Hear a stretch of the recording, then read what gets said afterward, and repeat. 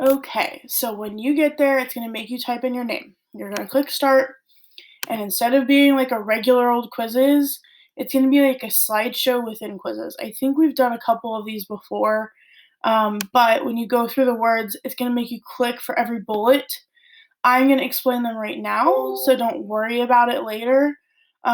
Just click through them all after this. Basically, what's happening is the exponent is going to be a variable like this. So x is the exponent. And this letter in front, the a, it is the initial value, or the y-intercept. So instead of having it being added to the end like it is in y equals mx plus b, for an exponential function, it's whatever number is right here in front. And I'll explain a little bit more why, but I don't know if all of us are going to completely understand that this year. That's kind of something that comes with when you get to harder math, it starts making more sense later on.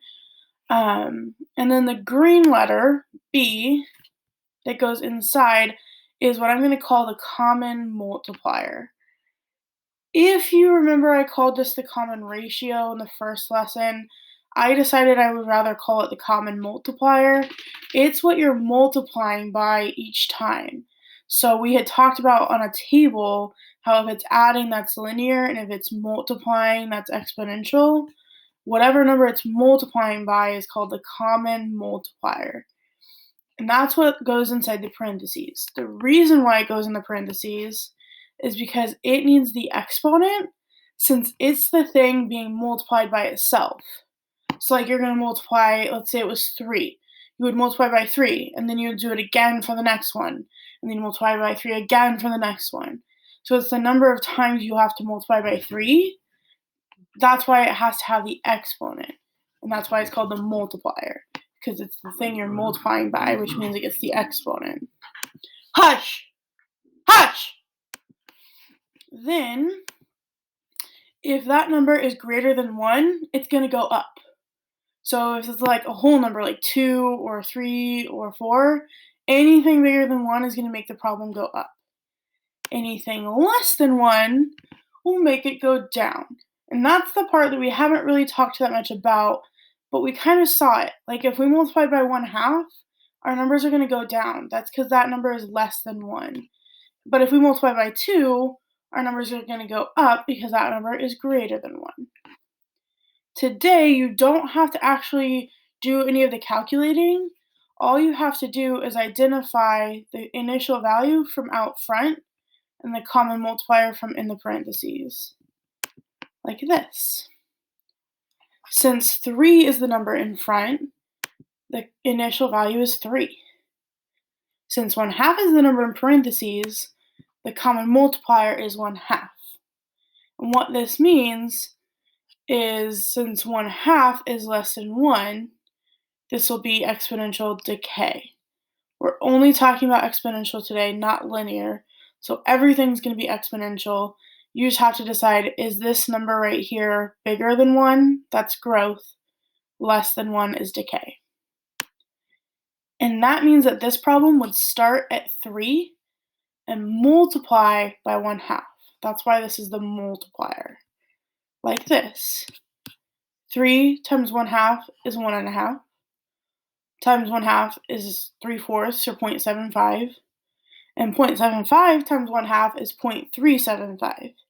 So when you multiply by a fraction, as these numbers get smaller, you're going to start seeing more decimals. Here's another example. This one has a 5 out front, so it would start at 5. That's its initial value. 2 is the number in parentheses, so its common multiplier is 2. Since 2 is bigger than 1, this will be growth. And this problem would start at 5 and multiply by 2. So 5 times 2 is 10, times 2 is 20, times 2 is 40, times 2 is 80, times 2 is 160.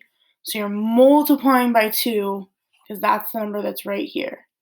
And the number in front is where you start at the beginning of the pattern or the table.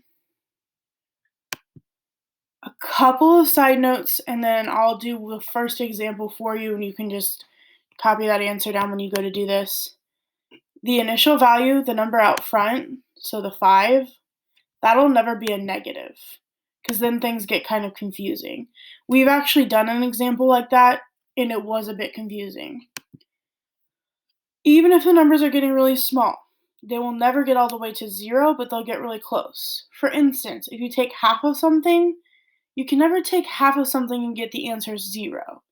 It can get really close to 0, like 0.001, but you can't take half of something and get 0. That just means it's disappearing. It'll just get really close to 0. And then remember that dividing by a number is the same as multiplying by the reciprocal. Reciprocal is kind of a fancy word. All that means is dividing by 5 is the same thing as multiplying by 1/5. So if you're like, this problem's dividing, not multiplying, that's because it's multiplying by the fraction. Here's what the problems on today's quizzes are going to look like. The initial value of this equation. That's the number out front, so that would just be 2. Then it's going to ask you probably, oh look, the common multiplier, that's the one in parentheses, that's 4. Okay, and you can just keep going like that. It'll give you some tables eventually. Just remember, this one should start at 2 and multiply by 4. So go pick the pattern that starts at 2 and multiplies by 4. And that's it.